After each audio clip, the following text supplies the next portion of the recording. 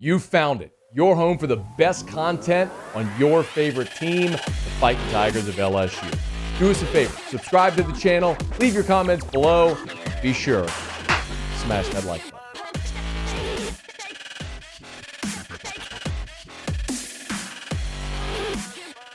Now that LSU has 11 transfers in the portal and not really slowing down, they're going to have more because they have more spots to fill and they've got to fill out a roster. And yes, they're going to be high school signees 2 weeks from today, by the way, February the 2nd, National Signing Day. They're going to add more players via the transfer portal. I don't even think that's a question.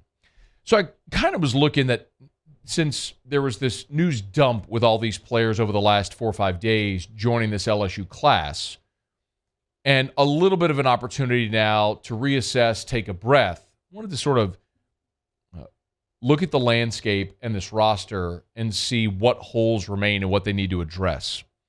So I'll give you my positions of need that I see remaining for LSU. You can let me know if you agree or disagree.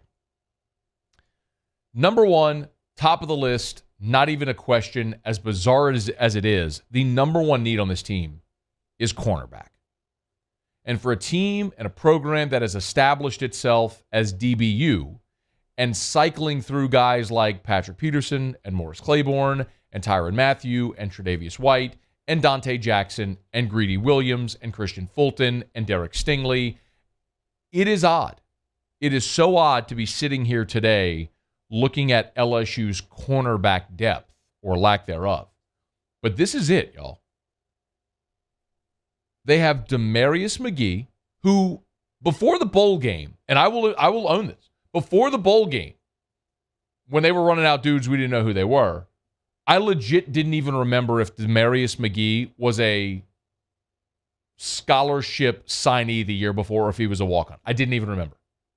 That's how far down the depth chart he was when you entered a season with Ricks and Stingley and then McLaughlin and Flott and then Sage Ryan as a nickel and Jay Ward hanging around and guys like Radarius Jones and Darren Evans. I mean, not an afterthought, a non-thought.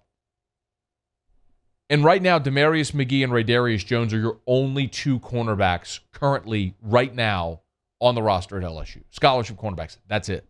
Now, you signed LaTerrence Welsh and Jordan Allen in the early signing period. That gives you 4.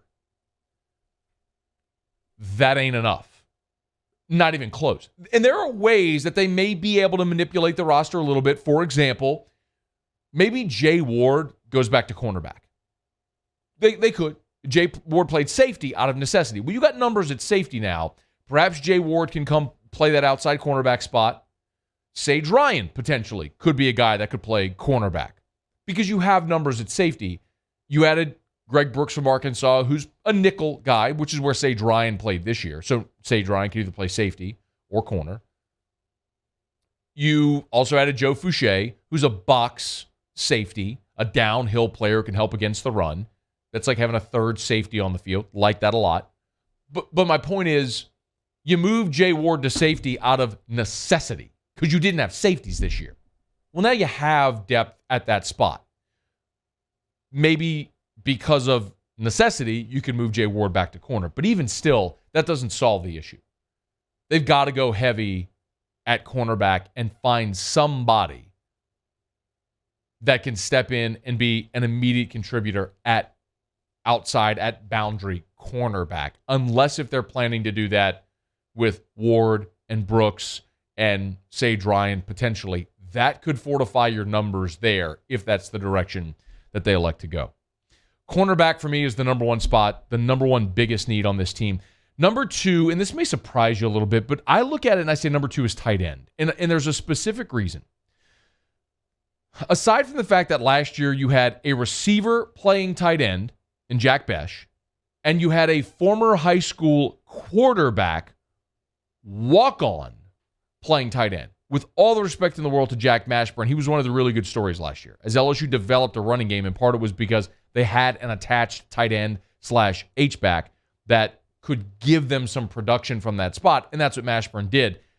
But I look at Brian Kelly, and we've talked about this a bunch, but he has 8. He had 8 tight ends drafted during his time at Notre Dame. 8 tight ends drafted during his time at Notre Dame.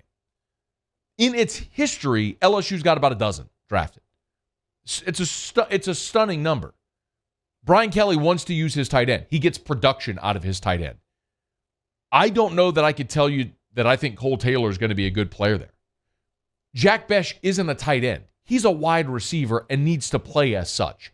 And if you go into this season counting on Jack Mashburn, I don't think that's enough. I mean, this past year, Jack Bech was a receiver. You essentially sort of nix him from this conversation. Cole Taylor had 6 catches last year, and Jack Mashburn had 4. So your tight ends, true tight ends, combined for 10 receptions. I know there's the tight end out of New Iberia that they've offered, and maybe as a freshman he could step in. And you did sign Mason Taylor as a freshman out of Florida, son of Jason Taylor, former NFL player. Maybe those guys can step in and immediately give you some help, but you need help at tight end as well because of how much Brian Kelly uses the tight end. And number 3, I'm going to say is quarterback. We can all be super high on Miles Brennan, and I'm excited to see Miles, provided he could stay healthy and play a full season as a fifth-year guy. I'm excited about it, about the potential of it. But you've got Brennan, who started 3 career games. Garrett Nussmeier, who hasn't started any. He's played in 4 career games. And a true freshman in Walker Howard. Now, we could be super pumped about the prospect, the future of Walker Howard. We could be really excited to see what Garrett Nussmeier might be able to bring. And we could be excited about the story that is Miles Brennan waiting his turn, leaving, now coming back. The reality is none of those guys have played. None of those guys have proven it at the college level that they can play at this level. And we've also seen each of the last 2 years, LSU has used 3 quarterbacks each of the last 2 years. You hope it's a Joe Burrow situation where one guy takes the reign and he's that guy the whole year and it's not even a question. But we've just seen the opposite be true. So if there's another body that you can add at that position, then I would love to see them add depth at that spot if there's a guy who you feel could come in, even if it's someone that had to sit and compete or sit and wait, however it may go down, because even beyond this year, I think we can all readily agree that it's unlikely Garrett Nussmeier, Walker Howard both stay at LSU for 4 or 5 years. It's just not the nature of the position. The last quarterback who came to LSU as a freshman and finished his eligibility was Jordan Jefferson. Guys don't stay at that position, so you have to always be thinking, how can I add more bodies, more numbers at that spot? Those are the top 3 for me. The next tier would be defensive end, and look, if we get word on Ali Gay, that's obviously a huge boost, but Gay Ojolari would be great. But behind that, it's Sony Fanua, Xavier Carter, you got Jarrell Cherry, guys who we've just been waiting to see. And then there's the interesting part about Quincy Wiggins, what role he plays on this defense. You could always kick Mason Smith out and play in, so they have options there. It's not as dire. And in getting Baskerville back and signing West Weeks out of the portal, that's solidified linebacker a little more, so bump that down. Wide receiver, you need numbers there, but you have enough talent. So those are really the positions that I look at. Notice I didn't mention offensive line because you have enough numbers there. Whether or not you have enough guys that are going to congeal and make a great dominant SEC line, that remains to be seen. But numbers on your offensive line, you got. Numbers at defensive tackle, you've got. Numbers at safety, you've got. You really need to work at numbers at corner. You could certainly use a tight end, and you could always use another quarterback, just the way that I'm looking at it here. As LSU's starting to put the finishing touches, 2 weeks to go before signing day on this 2022 roster. Hey, thanks so much for watching. Please leave your comments. I love to interact, and be sure to hit the red subscribe button below.